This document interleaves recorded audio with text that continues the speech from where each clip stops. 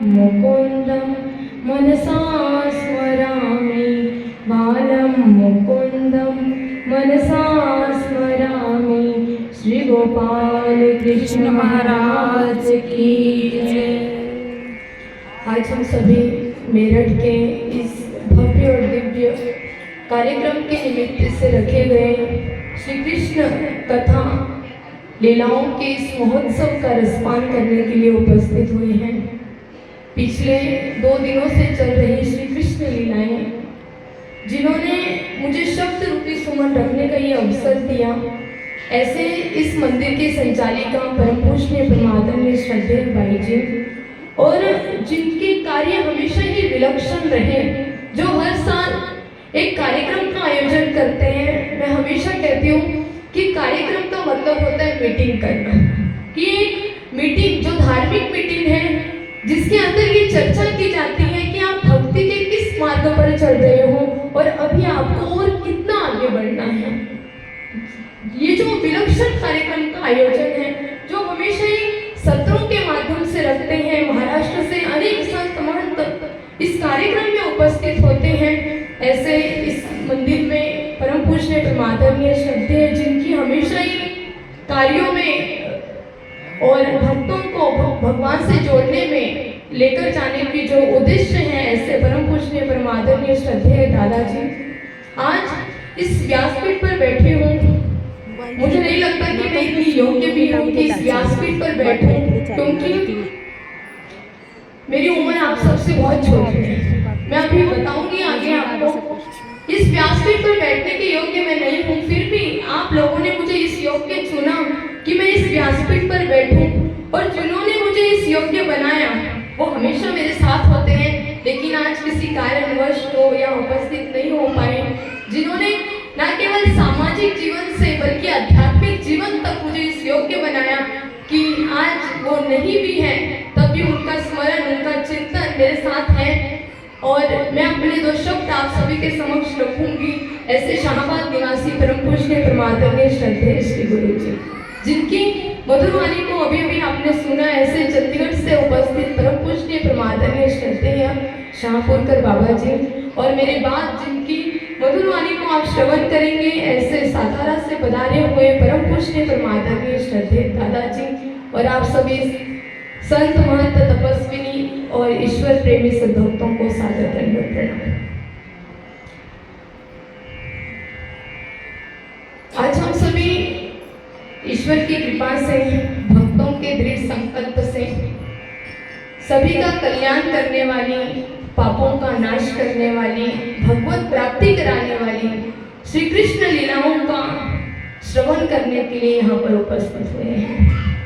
श्री कृष्ण लीलाएं आपने कई बार सुनी होगी, बहुत ज्ञानियों के मुख से सुनी होगी, हर किसी ने अपने ज्ञान के माध्यम से, अपने अनुभवों के आधार पर आपको कृष्ण लीलाओं से अवगत कराया होगा।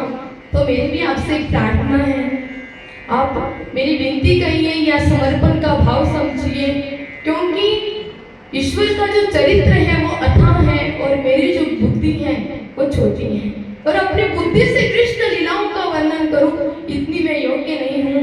लेकिन हमारे संत और हमारे गुरुजन कहते हैं कि भला का संग करो तो सब काम भले होते हैं। तभी तो माता पिता पहले बच्चों की संगति देखते हैं कि उनकी संगति कैसी है, क्योंकि जैसी संगति होगी वैसा स्वभाव होगा, और जैसा स्वभाव होगा वैसा आप कर्म करेंगे। तो आपकी संगति मायने रखती है, और मुझे लगता है मेरी जो संगति है वो ईश्वर की है।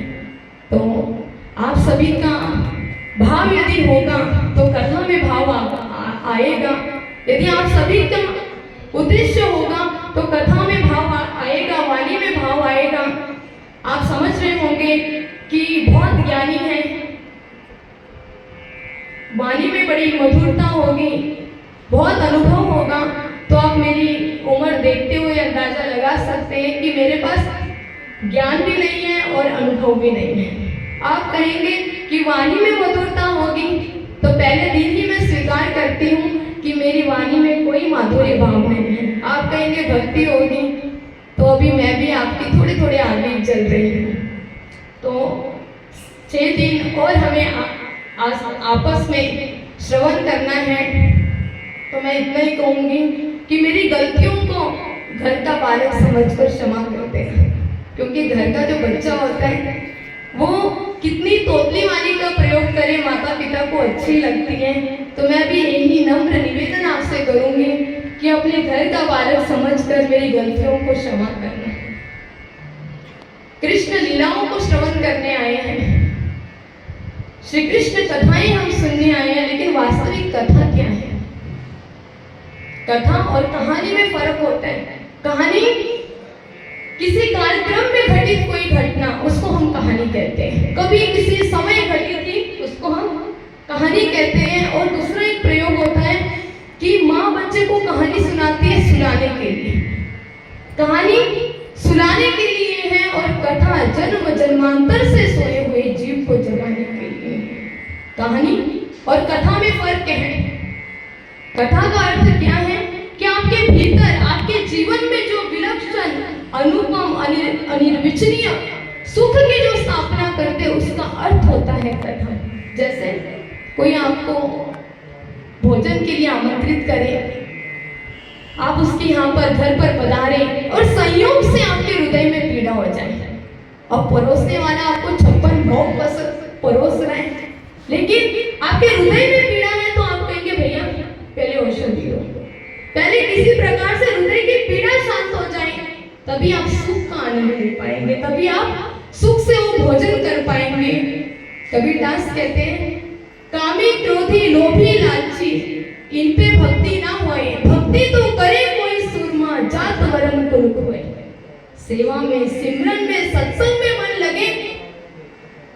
मन लगाने के लिए आपको जो संसार जन्य जो ताप है, उसका श्रवण करना होगा।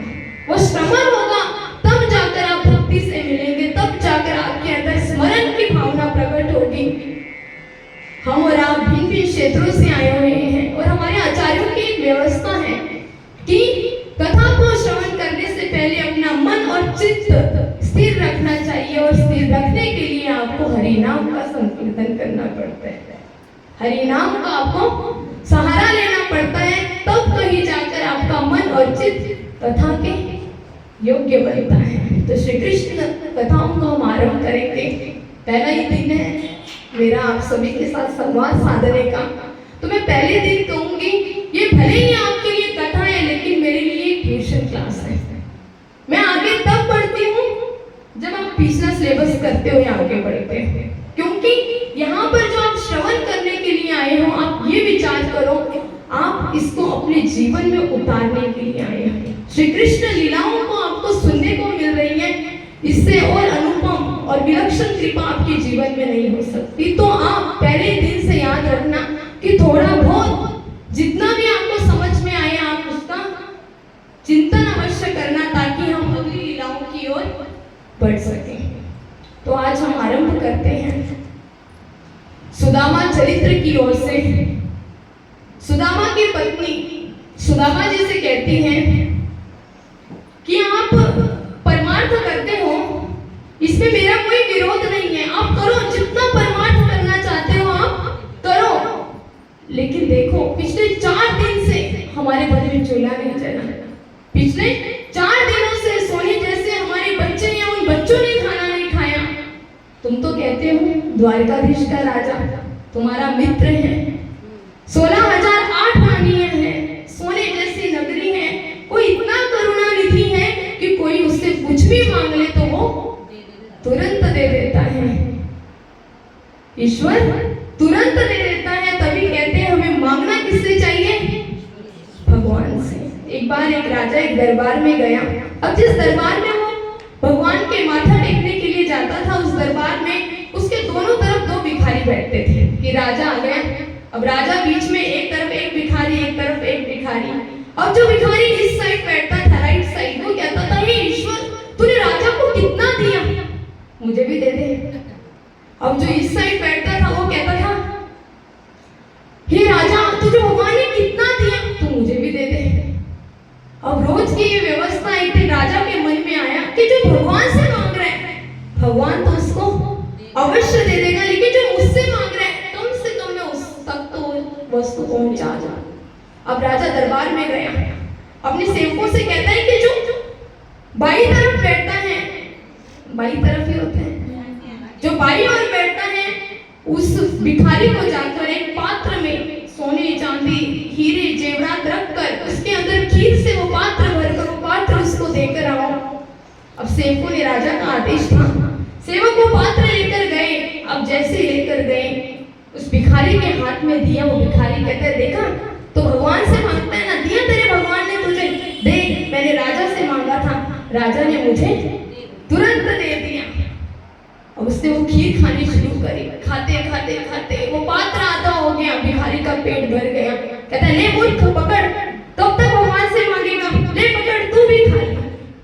अब अगले दिन राजा दरबार में आया। अब राजा क्या देख रहे हैं, जिसको पात्र भिजवाया था वो अभी भी बैठा है और जिसके लिए नहीं भेजा था वो तो गायब है। वो जाकर पूछता है कि क्या अंकल तुम्हें वो पात्र नहीं मिला? कहता राजन मिला था, मैंने खाया, भर पेट खाया, बहुत स्वादिष्ट खीर थी और जो बची थी वो साथ वाले को भी दे दी। क्या कहते हैं, जो बची थी वो साथ वाले को भी दे दी। राजा कहता है कि जो ईश्वर से मांगता है ईश्वर उसको अवश्य दे देता है। यही सुदामा की पत्नी सुदामा से कह रही है, क्या कह रही है कि तुम्हारा भगवान बहुत करुणा निधि है, जाओ ना उस द्वारकाधीश से कुछ तो मांगो। अब सुशीला की बात सुनकर सुदामा का मन बड़ा खराब हुआ। सुदामा कहता है कि तेरा इतना सुंदर अंतःकरण और इतने अच्छे मन में इतने गंदे विचार कहां से आए? मैं किसी भी परिस्थिति में रहूं, मेरे जीवन में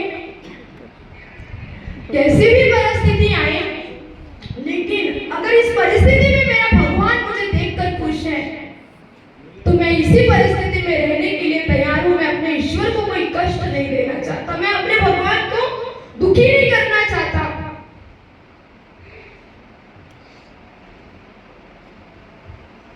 कहते हैं परमात्मा से शिकायत मत किया करो, परमात्मा से शिकायत मत किया करो, क्योंकि अभी आप इतने समझदार नहीं हुए कि भगवान के इरादों को समझ सको। आप अभी इतने समझदार नहीं हुए कि भगवान के इरादों को समझ सको। अगर आज उसने आपकी झोली को खाली किया है तो अवश्य कुछ भरने के लिए ही किया है, अवश्य वो बेहतर आपके जीवन में आपको देगा। लेकिन परमात्मा से शिकायत मत करो। और यही बात सुदामा अपनी पत्नी से कह रहे हैं, कहते हैं कि भगवान जिस परिस्थिति में मुझे रखना चाहता है उस परिस्थिति में मैं बहुत खुश हूँ, लेकिन अपने भगवान से मैं कोई शिकायत नहीं करूंगा। सुशीला कहती है ये मर भी गया तब भी भगवान से नहीं मांगेगा। क्या कहती है, ये मर भी गया तो भी भगवान से नहीं मांगेगा, तो कम से कम जाओ द्वारकाधीश से मिलकर तो आओ, उनके दर्शन तो करके आओ। कहता है ठीक है, लेकिन मैं कैसे जाऊं? अगर द्वारकाधीश ने पूछ लिया कि क्या भाभी ने कुछ दिया है तो मैं क्या बताऊंगा कि पिछले 4 दिनों से मेरे घर में खुद के खाने की व्यवस्था नहीं है, तो मैं तुम्हें क्या दूंगा? सुशीला कहते तुम चिंता मत करो, बहुत कुशल थी और वैसे भी मैं हमेशा कहती हूँ स्त्रियां बहुत कुशल होती है। सुशीला कहती आप चिंता मत करो, उसकी व्यवस्था मैं कर दूंगी। 4 घरों में सुशीला गई, 4 घर के पोहे मांगकर लाई, वो एक घर के भी पोहे ला सकती थी। इसके पीछे क्या कारण होगा कि वो 4 घर के पोहे मांगकर लाई? सुशीला उन पोहों के माध्यम से परमपिता परमेश्वर को बताना चाहती थी कि हे परमेश्वर, देख तेरे लिए मैंने संसार का इतना त्याग किया, तेरे लिए संसार के मैंने इतना दुख को सहा, तेरे लिए तुलसी पत्र रख दिए, लेकिन अब तक भी तुझे मेरी चिंता नहीं हो रही।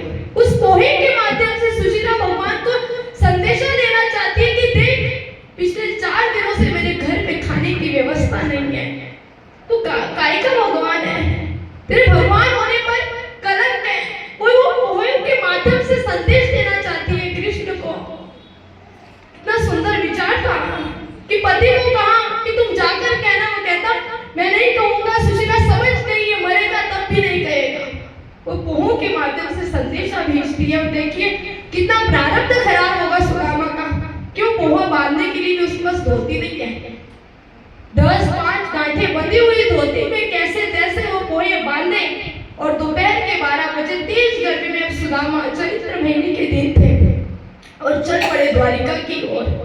चलते चलते पैरों में चप्पल नहीं है, पैर तप रहे हैं, कांटे चुभ रहे हैं, खून निकल रहा है। क्या करूं, कैसे करूं? सुदामा एक पेड़ के नीचे जाकर बैठ गए और बैठकर भगवान से प्रार्थना करते हुए रोने लगे। कहते हैं भूख लगती है, प्यास लगती है, जिंदगी अब उदास लगती है। अरे कैसे आऊं तेरी द्वारिका, आज भी अब उदास लगती है। और ऐसे विनती करते करते सुदामा वहीं उस पेड़ के नीचे सो गए। और जब उनके नैन खुले तो मेरा जगत का मालिक उनको द्वारिका में लाकर छोड़ गया। जैसे ही सुदामा के नैन खुले, सुदामा देखते हैं स्वर्ग नगरी। जय श्री कृष्ण, जय श्री कृष्ण, जय श्री कृष्ण। सुदामा के कानों में आवाजें गूंज रही है। सुदामा पूछ रहे हैं अरे किसकी नगरी है? सेवक बताते हैं कि अरे ये द्वारिकाधीश की नगरी है। अरे तुम्हारा ये जो द्वारिकाधीश है ये रहता कहाँ है? सेवक कहते हैं कि ये जो जगत का मालिक है हमारा, तुम सीधे जाना, वो गेट है सामने, और उस गेट के सामने एक राजवाड़ा है, और उस राजवाड़े में हमारा जगत का मालिक रहता है। सुदामा अपनी डंडे को पकड़कर लड़खड़ाते हुए ऐसे तैसे कैसे उस राजवाड़े के बाहर पहुंचे। और पहुंचने के बाद वहां पर जय और विजय 2 सेवक खड़े थे, और उनसे जाकर कहते हैं कि जाओ, तुम्हारा जो मालिक है, तुम्हारी इस नगरी का जो राजा है, उसको जाकर कहो कि तुम्हारे बचपन का मित्र सुदामा आया है। जय विजय रोने लगे, विचार करने लगे कि आज तक इस दरबार में बहुत से राजे महाराजे आए हैं, बहुत देवी देवताएं आए हैं, लेकिन ये विभूति कुछ अलग ही है। जय विजय अंदर गए, भगवान के पास गए, भगवान को संदेशा दिया, और भगवान को जाकर कहते हैं कि भगवान आज तक इस दरबार में बहुत लोग आए हैं, लेकिन आज जो विभूति, आज जो महात्मा आए हैं वो बिल्कुल ही अलग है। भगवान कहते हैं कौन आया है? जय विजय कहते हैं अरे उन्होंने अपना नाम सुदामा बताया है।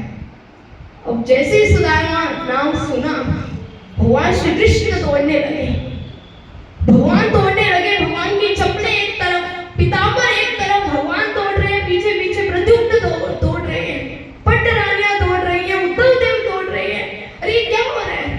भगवान क्यों दौड़ रहे हैं? सबके सब दौड़ रहे हैं।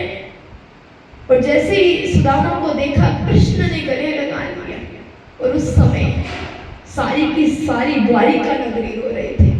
कृष्ण रो रहे हैं, उद्धव रो रहे हैं, पट्टरानियां रो रही हैं, प्रद्युम्न रो रहे हैं, छोटे छोटे बच्चे रो रहे हैं। कितना भाग्य होगा सुदामा का कि जिसके लिए जगत का मालिक रो रहा है। हम और आप रोते हैं भगवान के लिए, क्यों? क्योंकि कोई पति से दुखी है, कोई पति से दुखी है, कोई बच्चों से दुखी है। भगवान के समक्ष कब रोते हैं? आप कभी भगवान के लिए रोए हो या कभी भगवान आपके लिए रोए हैं? आप रोए हो अपनी परेशानियां लेकर भगवान के समक्ष। आपका जब भी सर झुका है, आप अंदर से हारे हुए आए हो। लेकिन कहां से हारे हुए आए हो? आप ईश्वर की प्राप्ति को पाने के लिए हार कर नहीं आए। आप संसार में कहीं से हारे हो, कहीं से आपका मन जो विचलित हुआ वो संसार में हुआ, किसी अपने ने आपको दुखी किया, तब आप भगवान के पास आकर रोए हुए या नहीं? वो ईश्वर के प्रेम ने हो रुलाया। आपको ईश्वर से जोड़ने के लिए रुलाना पड़ता है, वो प्रेम के आंसू है। ये मैं संसार की बात कर रही हूँ कि आप भगवान के लिए कब रोते हो? जब आपका संसार से कुछ विशेष छूट जाए, तब आपका सर भगवान के सामने पूर्ण रूप में समर्पण में आकर झुकता है, तब आपकी आंखों से अश्रुधारा बहती है।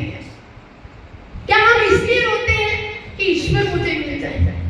जीवन में सब कुछ सही चल रहा है, कभी किसी को देखा रोते हुए? क्या मुझे भगवान चाहिए? ऐसा होता है?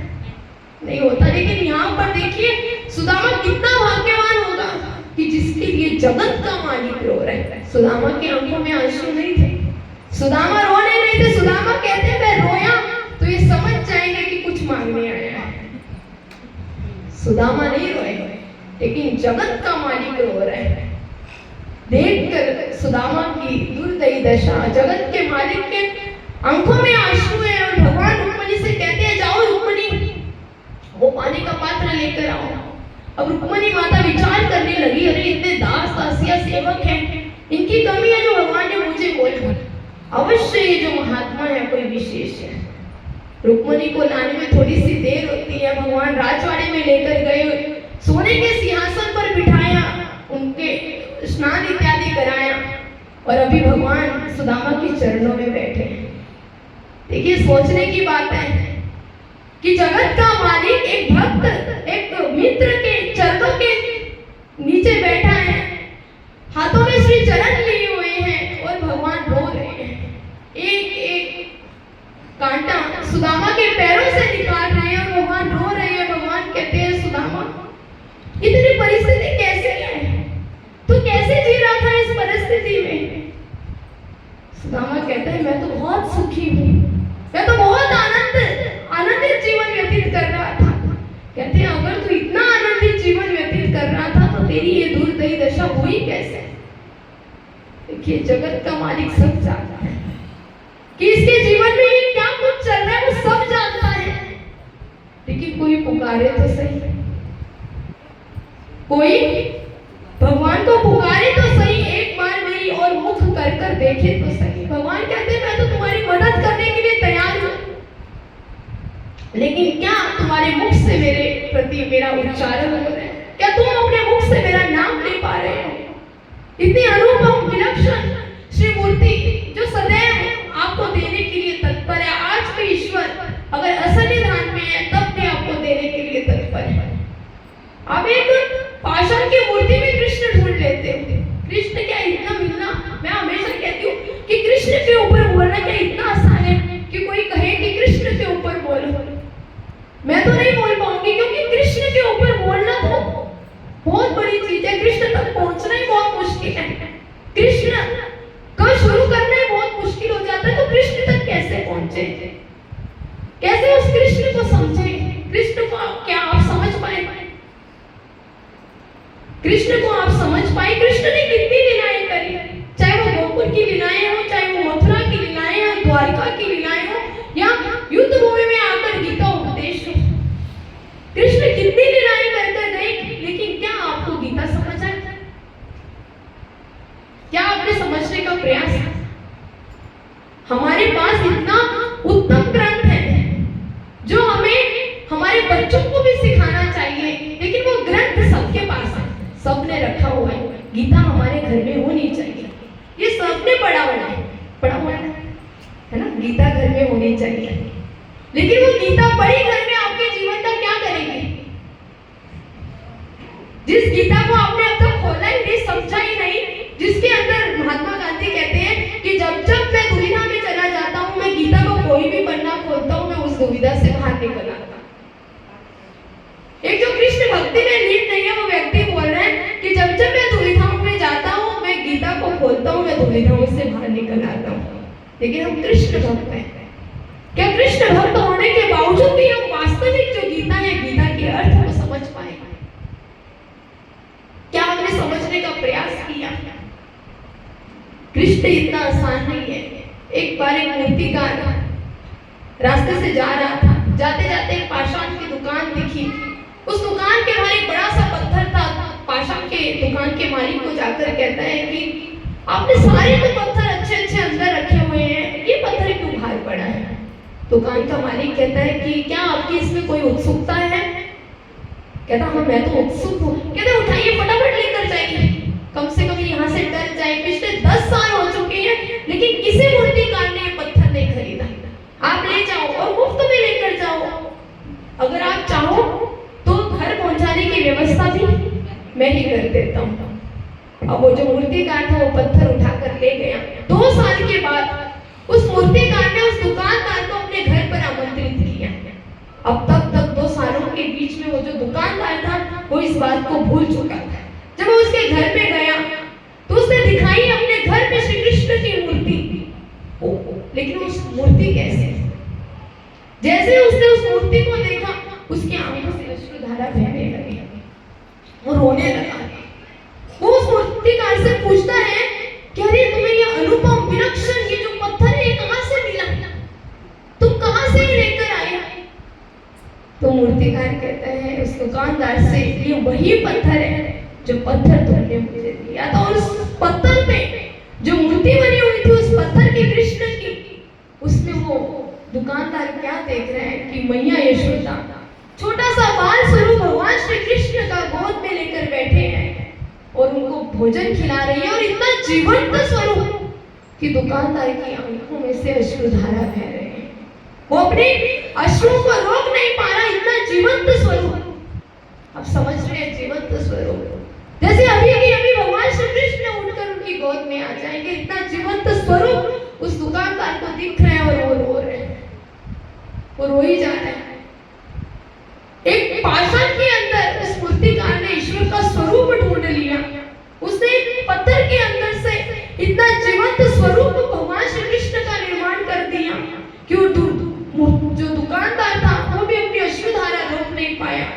तो ये पत्थर रूपी हमारा जीवन, इस जीवन में से भी हमें कुछ ना कुछ घटाना है, कुछ ऐसी चीजें घटानी है, और अपनी मूर्ति को भी, अपने जीवन को भी उस मूर्ति की तरफ आपने विलक्षण बनाना है।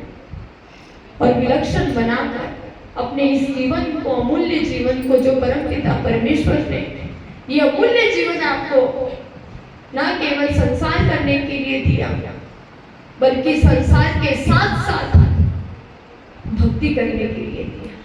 जब बच्चा छोटा होता है ना, माँ के गर्भ में होता है, वो जगह इतनी छोटी होती है कि माँ कुछ भी खाती है तो बच्चे को लगता है 3-4 महीने तक तो वो लोथड़ा ही होता है, मांस भी नहीं आया होता, माँ कुछ भी खाती है बच्चे को लगता है, और अंदर पेट के अंदर जो जीव होता है वो रो रहा होता है, वो परमपिता परमेश्वर से प्रार्थना कर रहा होता है कि परमेश्वर ये तूने मुझे कहाँ लाकर डाल दिया, कि नरकों में लाकर डाल दिया। उस समय भगवान उससे कहते हैं कि अब जब तू संसार में जाएगा ना, कुछ ऐसा कर आना कि तुझे दोबारा मृत्यु लोक में ना आना पड़े। जीव कहता है भगवान मैं जाऊंगा, फिर माया मुझे पकड़ लेगी, मैं फिर भूल जाऊंगा। भगवान कहते हैं ऐसा मैं होने नहीं दूंगा। जब तू संसार में पदार्पण करेगा, समय समय पर कथाओं के माध्यम से, कहानियों के माध्यम से, सत्संग के माध्यम से मैं तुझे बताता रहूंगा कि तेरे जीवन में ईश्वर भक्ति कितनी जरूरी है। और ये जो कथाएं हैं, ये जो कृष्ण लीलाएं हैं, जो आप श्रवण कर रहे हो पिछले 2 दिनों से, अभी बहुत सुंदर चरित्र आपने इससे परम पूज्य प्रभातने श्रद्धेय बाबा जी के मुख से सुना। बहुत सुंदर, आप उसमें इतना बह गए कि आपकी आंखों से अश्रुधारा रुक नहीं रही थी। आप जैसे कि नाते बेचारे भगवान के लिए रो रहे थे, ऐसे आपकी आंखों में वो अश्रुधारा, वो तड़प दिख रही थी कि कब मेरा चक्रधर मुझे मिलेगा। ऐसे तड़प आपके अंदर सदैव उस परमपिता परमेश्वर के लिए होनी चाहिए कि ये परमेश्वर तू मुझे कब मिलेगा, कब दिखेगा। ये रोना वास्तविक आपका रोना है।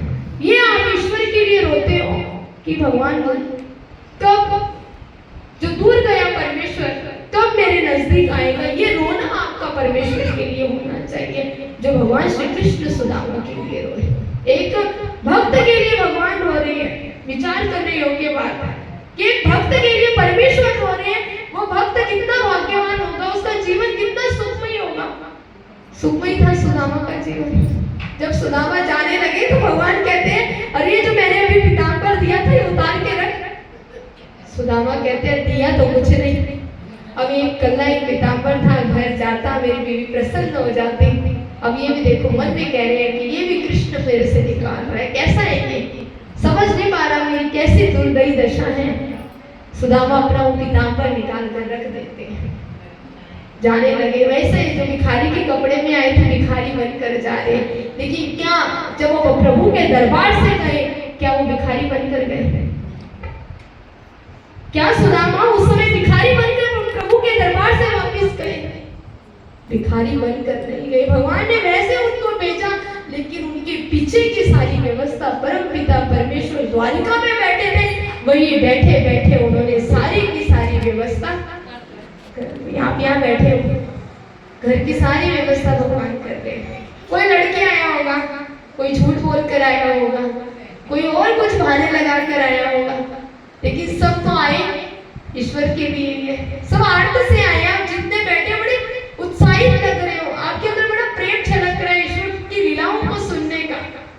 आप ऐसे आए हो तो अवश्य में ईश्वर आपके जो संकीर्तन का आप आनंद ले रहे हो और 9 दिन लोगे, अवश्य में कृष्ण आपके जीवन में आएंगे। और जैसे सुदामा के लिए भगवान आए, सुदामा के जीवन की जो दारिद्रता थी वो उन्होंने दूर करी, अवश्य में आपके जीवन की वो दारिद्रता भगवान दूर करेंगे।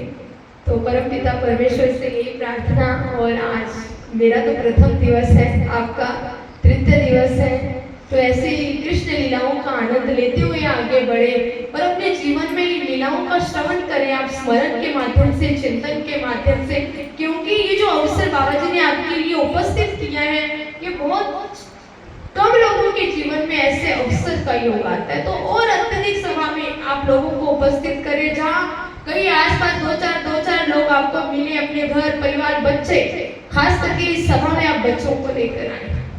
तो ऐसे आप सभी से प्रार्थना करते हुए अपने 2 शब्दों को यही विराम देती हूँ। जय श्री कृष्ण। धन्यवाद।